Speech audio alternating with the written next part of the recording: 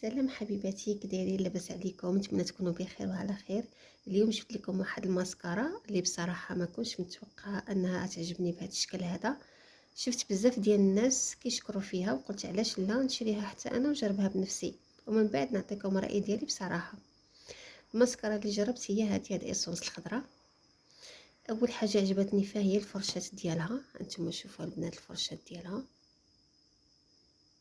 شفتوا الفرشات ديالها كي دايره،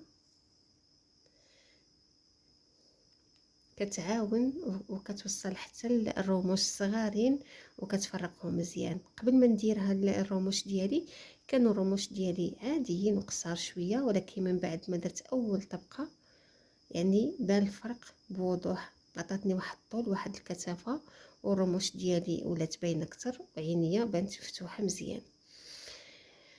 النتيجه ديالها كتبان بسرعه. صراحه ما حسيتش ان الرموش ديالي تجمعوا كاملين في بعضياتهم، وانا شخصيا عجبتني، جربتها وعجبتني بزاف، ودابا فهمت علاش الناس كانوا كينصحوني بها وكيشكروا فيها بزاف.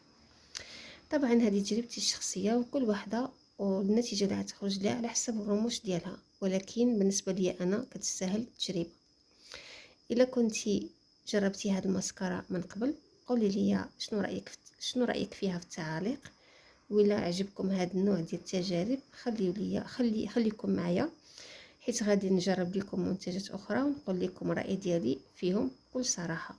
ما تنسوش ديروا لي اشتراك باش ما يفوتكم حتى شي فيديو جديد، ونشوفكم فيديو قادم بحول الله.